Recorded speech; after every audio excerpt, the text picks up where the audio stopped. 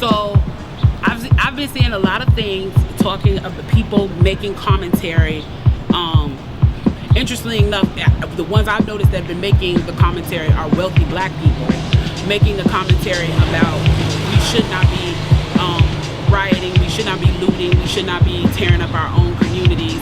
And then there's been an argument of the other side of we should be hitting them in the pocket. We should be focusing on the blackout days where we don't spend money. But, you know, I feel like we should do both. And I feel like I support both. And I'll tell you why I support both. I support both because when you have a civil unrest like this, there are three types of people in the streets. There are the protesters, there are the rioters, and there are the looters. The protesters are there because they actually care about what is happening in the community. They want to raise their voices, and they are there strictly to protest. You have the rioters who are angry, who are anarchists, who really just want to fuck shit up, and that's what they're going to do regardless. And then you have the looters, and the looters almost exclusively are just there to do that, to loot. Now, people are like, well, what did you gain? Well, what did you get from looting? I think that as long as we're focusing on the what, we're not focusing on the why. And that's my issue with that. As long as we're focusing on what they're doing, we're not focusing on why they're doing. And some people are like, well, those aren't people who are legitimately angry about what's happening. Those are people who just want to get stuff.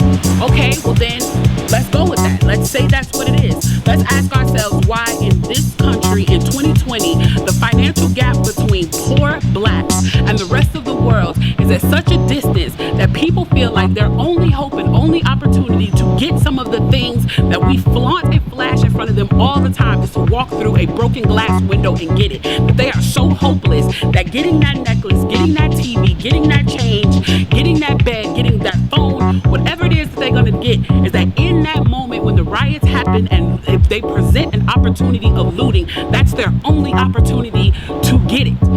We need to be questioning that why. Why are people that poor? Why are people that broke?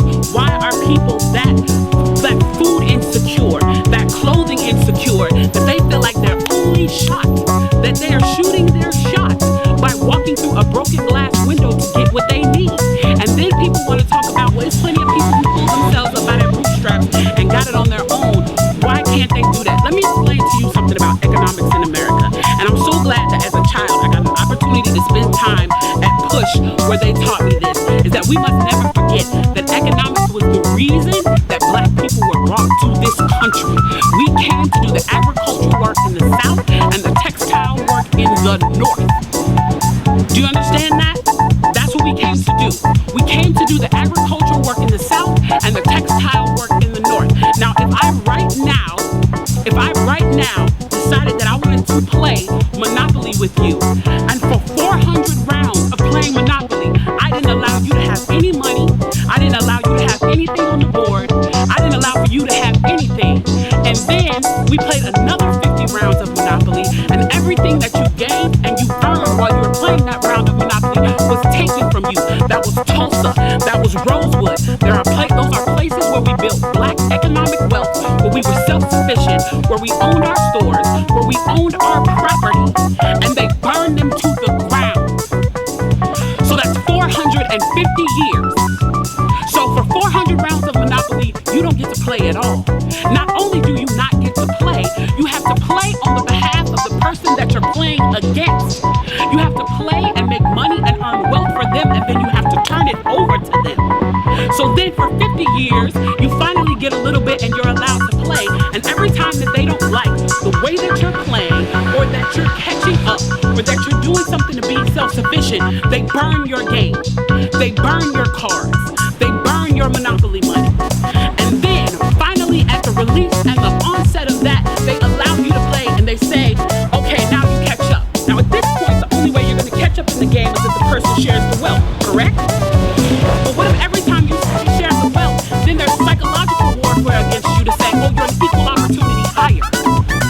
So if I played 400 rounds of Monopoly with you and I had to play and give you every dime that I made, and then for 50 years, every time that I played, and you didn't like what I did, you got to burn it like they did in Tulsa and like they did in Rosewood. How can you win?